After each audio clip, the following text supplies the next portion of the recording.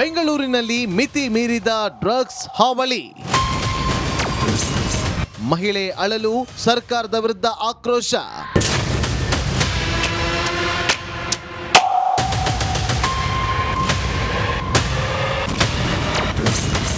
ಇದು ರಿಪಬ್ಲಿಕ್ ಕನ್ನಡದ ಬಿಗ್ ಎಕ್ಸ್ಪೋಸೆ.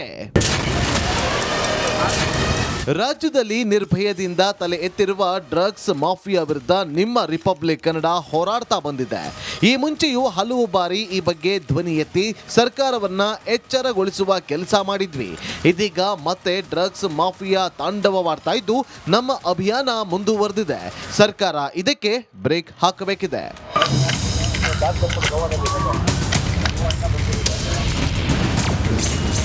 ಉಡ್ತಾ ಬೆಂಗಳೂರು ಆಗ್ತಿದ್ಯಾ ರಾಜ್ಯ ರಾಜಧಾನಿ? ಗೊತ್ತಿಲ್ಲದಂತೆ ಕಣ್ಮುಚ್ಚಿ ಕುಳಿತಿದ್ಯಾ ಗೃಹ ಇಲಾಖೆ?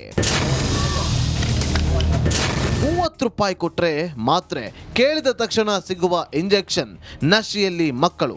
ಬೆಂಗಳೂರಿನ ಈಗಿನ ದುಸ್ಥಿತಿ ಯಾವ ಹಂತಕ್ಕೆ ಬಂದಿದೆ ಅಂದ್ರೆ ಕಡಿಮೆ ಬೆಲೆಗೆ ಮೆಡಿಕಲ್ ಸ್ಟೋರ್ಗಳಲ್ಲೂ ಡ್ರಗ್ಸ್ ಸಿಗುವಂತಾಗಿದೆ. ಇದರ ಚಟಕ್ಕೆ ಬಿದ್ದ ಮಕ್ಕಳು ನಶೆಯಲ್ಲಿ ತೇಲುತ್ತಿದ್ದಾರೆ. ಇದರ ವಿರುದ್ಧ ಮಕ್ಕಳ ಪೋಷಕರು ಕಣ್ಣೀರಿಡುವಂತಾಗಿದೆ.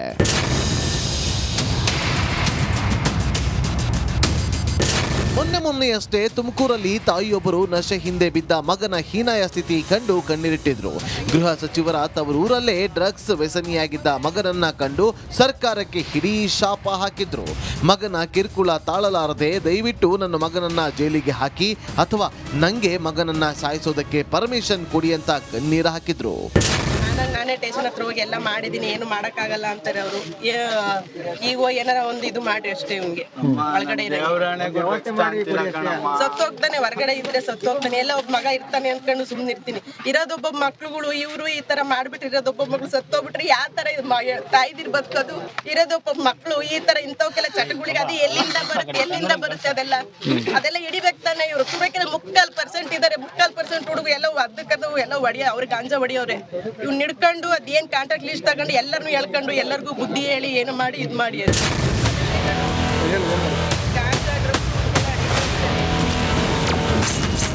ಬೆಂಗಳೂರಲ್ಲಿ ನಶೆ ಆಟ, ತಾಯಿ ಆಕ್ರೋಶ.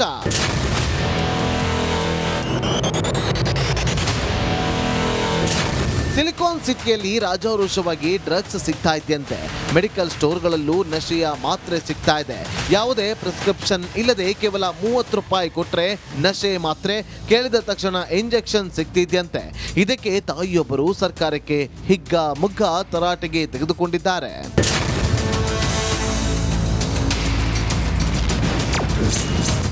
ಸರ್ಕಾರಕ್ಕೆ ಮಹಿಳೆ ತರಾಟೆ. ಎಲ್ಲೆಂದರಲ್ಲಿ ಡ್ರಗ್ಸ್, ಮಕ್ಕಳು ಸಾಯ್ತಿದ್ದಾರೆ, ಮಹಿಳೆ ಆಕ್ರೋಶ. ದೇಶದ ಮಕ್ಕಳು ಈಗ ಎಷ್ಟರ ಮಟ್ಟಿಗೆ ಹಾಳಾಗ್ತಿದ್ದಾರೆ ಅಂದ್ರೆ ಇಷ್ಟು ದಿನ ಗಾಂಜಾ ತಗೋತಿದ್ರು, ಈಗ ಈ ರೀತಿಯ ಇಂಜೆಕ್ಷನ್ ತಗೋತಿದ್ದಾರೆ. ಈ ಇಂಜೆಕ್ಷನ್ ಅನ್ನ ಕೈಗೆ ಚುಚ್ಚಿಕೊಳ್ತಿದ್ದಾರೆ. ಮೆಡಿಕಲ್ ಸ್ಟೋರ್ಗಳಲ್ಲಿ 30 ರೂಪಾಯಿಗೆ ಒಂದು ಡ್ರಗ್ಸ್ನ ಇಂಜೆಕ್ಷನ್ ಸಿಗ್ತಾ ಇದೆ. ನಿಮಗೆ ಅಡ್ರೆಸ್ ಬೇಕಾ? ನಾನು ಹೇಳ್ತೀನಿ ಯಾವ ಮೆಡಿಕಲ್ ಶಾಪ್ನಲ್ಲಿ ಸಿಗುತ್ತೆ ಅಂತ. ದಿಲೀಪ್ ನಗರ, ಯಾರಬ್ ನಗರ, ಗುರಪ್ಪನಪಾಳ್ಯ, ಜಯನಗರ 9th ಬ್ಲಾಕ್, ಸಿದ್ದಾಪುರ, ಬಿಸ್ಮಿಲ್ಲಾ ನಗರ, ಎಲ್ಲೆಲ್ಲಿ ಬೇಕು ನಿಮಗೆ. ಸರ್ಕಾರ ಏನ್ ಮಾಡ್ತಾ ಇದೆ? ಏನೂ ಮಾಡ್ತಿಲ್ಲ. ಪೊಲೀಸ್ನವರು ಹಿಡ್ಕೊಳ್ಳಕ್ಕೆ ಹೋಗ್ತಾರೆ, ದುಡ್ಡು ಕೊಟ್ಟರೆ ಬಿಟ್ಟು ಕೊಡ್ತಾರೆ. ಮಕ್ಕಳು ಹಾಳಾಗ್ತಿದ್ದಾರೆ. ಹೋಗಿ ಆ ಮಕ್ಕಳ ತಾಯಿಯಂದರನ್ನ ಕೇಳಿಬೇಕಾದ್ರೆ 9 ತಿಂಗಳು ಹೊಟ್ಟೆಯಲ್ಲಿ ಇಟ್ಕೊಂಡು ಬೆಳೆಸಿದ ಮಕ್ಕಳು ಈ ರೀತಿ ಹಾಳಾಗ್ತಿದ್ದರೆ ಮೆಡಿಕಲ್ ಸ್ಟೋರ್ಗಳನ್ನ ಸೀಸ್ ಮಾಡಬೇಕು. ಆದರೆ ಸರ್ಕಾರ ಏನು ಮಾಡ್ತಾ ಇಲ್ಲ. ವೋಟ್ ಕೇಳೋಕೆ ಮಾತ್ರ ಬರ್ತೀರಾ, ವೋಟ್ ಹಾಕಿ ಅಂತ ಇವೆಲ್ಲ ಬ್ಯಾನ್ ಮಾಡೋಕ್ಕೆ ಆಗಲ್ವಾ? ನಶೆಯಲ್ಲಿ ಮಕ್ಕಳು ಸಾಯ್ತಿದ್ದಾರೆ, ನಿಮ್ಮಿಂದ ಏನು ಉಪಯೋಗ? ಕಾಂಗ್ರೆಸ್ ಗೆದ್ದು ಏನು ಉಪಯೋಗ ಆಯ್ತು?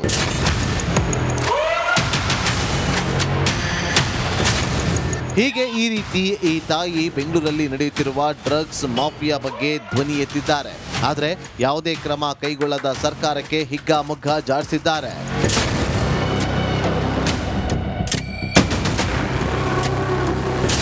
ಈ ವಿಡಿಯೋ ತುಣುಕನ್ನ ಇಟ್ಟುಕೊಂಡು ಜಯನಗರ ಶಾಸಕ ಸಿ.ಕೆ. ರಾಮಮೂರ್ತಿ ಪೊಲೀಸ್ ಕಮಿಷನರ್ಗೆ ದೂರು ಕೊಟ್ಟಿದ್ದಾರೆ. ಡ್ರಗ್ಸ್ ತಡೆಗಟ್ಟುವಂತೆ ವಾಟ್ಸ್ಆಪ್ ಮೂಲಕ ಸಿ.ಕೆ. ರಾಮಮೂರ್ತಿ ಆಗ್ರಹಿಸಿದ್ದಾರೆ. ಉಡ್ತಾ ಪಂಜಾಬ್ ಮಾದರಿಯಲ್ಲಿ ಉಡ್ತಾ ಬೆಂಗಳೂರು ಆಗ್ತಿದೆ. ಕೂಡಲೇ ಸರ್ಕಾರ ಎಚ್ಚೆತ್ತುಕೊಂಡು ಕ್ರಮ ತೆಗೆದುಕೊಳ್ಳಬೇಕು. ಮೆಡಿಕಲ್ ಸ್ಟೋರ್ಗಳ ಮೇಲೆ ರೇಡ್ ಆಗಬೇಕು. Commissioner, DCP south East, DCP south ಅವರಿಗೆ ವಿಡಿಯೋ ಕಳಿಸಿದ್ದೇನೆ. ಕ್ರಮ ತೆಗೆದುಕೊಳ್ಳದೆ ಹೋದರೆ ಈ ಬಗ್ಗೆ ನಾನು ಅಧಿವೇಶನದಲ್ಲಿ ಪ್ರಸ್ತಾಪ ಮಾಡ್ತೀನಿ ಎಂದಿದ್ದಾರೆ.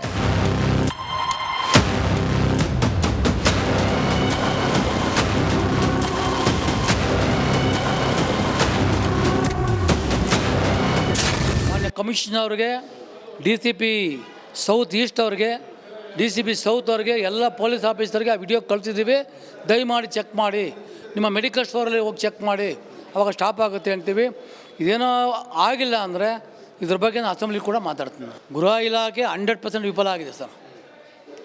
ಇವತ್ತು ಗೃಹ ಮಂತ್ರಿಗಳು ಹೇಳ್ತಾರೆ ಎಲ್ಲೋ ಒಂದು ಕಡೆ ಯಾವುದೋ ಒಂದು ಡ್ರಗ್ಸ್ ಹಿಡಿದ್ಬಿಟ್ಟು ನಾವೆಲ್ಲ ತೋರಿಸ್ತೀವಿ. ಇವಾಗ ವ್ಯಾಪಕವಾಗಿ ಮೆಡಿಕಲ್ ಸ್ಟೋರ್ ಸಿಗ್ತಾ ಇದೆ. ಇವತ್ತು ಮೆಡಿಕಲ್ ಸ್ಟೋರಲ್ಲೇ ಡ್ರಗ್ಸ್ ಸಿಗ್ತಾ ಇದೆ, ಮಾತ್ರೆಗಳು ಸಿಗ್ತಾ ಇದೆ. ಪೇಯ್ನ್ ಕಿಲ್ಲರ್ ಟ್ಯಾಬ್ಲೆಟ್ ಅಂತಾರೆ, ಅದು ನಾಟ್ ಪೇಯ್ನ್ ಕಿಲ್ಲರ್ ಅಲ್ಲ, ಅದು ಡ್ರಗ್ಸ್. ಅದು ನಶೆ ಮುಕ್ತ ರಾಜ್ಯವನ್ನಾಗಿಸುವುದು ಸರ್ಕಾರದ ಗುರಿಯೂ ನಿಜ. ಆದರೆ ಅದಾಗೋದು ಯಾವಾಗ ಅನ್ನೋದೇ ಬಗೆಹರಿಯದ ಪ್ರಶ್ನೆ. ನಶೆಯಲ್ಲಿ ಮುಳುಗಿರುವ ಯುವ ಜನರನ್ನ ರಕ್ಷಿಸಲು ಕೂಡಲೇ ಎಚ್ಚೆತ್ತು ಕ್ರಮ ಕೈಗೊಳ್ಳಬೇಕಿದೆ. ಇಲ್ಲವಾದಲ್ಲಿ ಮುಂದಿನ ದಿನಗಳಲ್ಲಿ ಇದು ಮಾರಕವಾಗಲಿದೆ. ಸುರೇಶ್, ರಿಪಬ್ಲಿಕ್ ಕನ್ನಡ, ಬೆಂಗಳೂರು.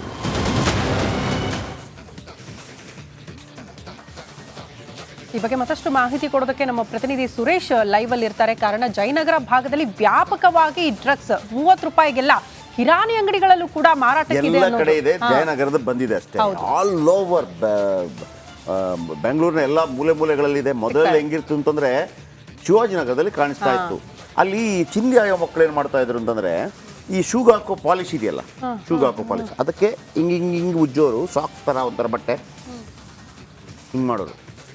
ಆಮೇಲೆ ಫೆವಿಕಾಲ್ ಹಿಂಗ್ ಮಾಡೋರು, ಪೆಟ್ರೋಲ್. ಆಮೇಲೆ ಎಲ್ಲರಿಗೂ ಆ ನಶೆ ಇರ್ತದೆ, ಎಲ್ಲರಿಗೂ ಆ ನಶೆಯಲ್ಲಿ ಒಂದು ಆಕರ್ಷಣೆ ಇರುತ್ತೆ.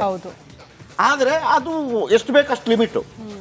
ಈಗ ನಮಗೂ ಒಂಥರ ಪೈಂಟ್ ಸ್ಮೆಲ್ಲು, ಪೆಟ್ರೋಲ್ ಸ್ಮೆಲ್ಲು ಕೆಲವರಿಗೆ ಇಷ್ಟ ಆಗಲ್ಲ, ಆದ್ರೆ ಬಹುತೇಕರಿಗೆ ಅದೊಂದು ಸ್ಮೆಲ್ ಇಷ್ಟ ಆಗುತ್ತೆ. ಆ ಬಾಡಿ, ಯಾಕಂದ್ರೆ ಬಾಡಿಯಲ್ಲಿ ಇರೋದು ಹೊರಗೆ ಏನೆಲ್ಲ ಐಟಮ್ಸ್ ಇದೆಯೋ ಪಂಚಭೂತಗಳಲ್ಲಿ, ಅದೇ ಬಾಡಿ ಒಳಗಿರೋದು. ಈಗ ನಮ್ಮಲ್ಲಿ ಕಬ್ಬಿಣದ ಅಂಶ ಕಡಿಮೆ ಆದಾಗ ಮಕ್ಕಳೆಲ್ಲ ಯಾಕೆ ಮಣ್ಣು ತಿಂತಾ ಇದ್ರು? ಮೊದಲೆಲ್ಲ ಮಣ್ಣು ತಿಂತಾ ಇದ್ರಲ್ಲ, ಈಗಿನ ಅಂದ್ರೆ ಮಣ್ಣು ತಿಂತಾ ಇದ್ರೆ ಹಂಗಲ್ಲ, ಅವ್ರಿಗೆ ಆಸೆ ಗೊತ್ತಿರಲ್ಲ ಅಂತ ಮಣ್ಣು ಬಾಯಿಗೆ ಆಗ್ತಿತ್ತು. ಮಕ್ಕಳು ಯಾಕೆ ಆಗ್ತಿತ್ತು? ಯಾಕೆ ಅಂತಂದ್ರೆ ಬಾಡಿಯಲ್ಲಿ ಕಬ್ಬಿಣದ ಅಂಶ ಕಡಿಮೆ ಆದಾಗ ಅದು ಆಟೋಮೆಟಿಕಲಿ ಅದನ್ನ ಆಕರ್ಷಿಸ್ತದೆ. ರಂಗೋಲಿ ಹುಡಿ ತಿಂತಾ ಇದ್ರು ಮಕ್ಕಳು, ಆಯ್ತಾ? ಅದು ಮೊದಲೆಲ್ಲ ಅಕ್ಕಿ ಹಿಟ್ಟಲ್ಲೆಲ್ಲ ಮಾಡ್ತಾ ಇದ್ರು. ಯಾಕೆ ತಿಂತಾ ಇದ್ರು? ಬಾಡಿಯಲ್ಲಿ ಕ್ಯಾಲ್ಸಿಯಂ ಅಂಶ ಕಡಿಮೆ ಆದಾಗ ಆಟೋಮೆಟಿಕ್. ಈಗ ಸೆರಳಾಕು ಗಿರಳಾಕೆಲ್ಲ ಸಿಕ್ಕ ಕಾರಣಕ್ಕಾಗಿ ಪ್ರಾಬ್ಲಮ್ ಇಲ್ಲ ಯಾವುದು ಕೂಡ.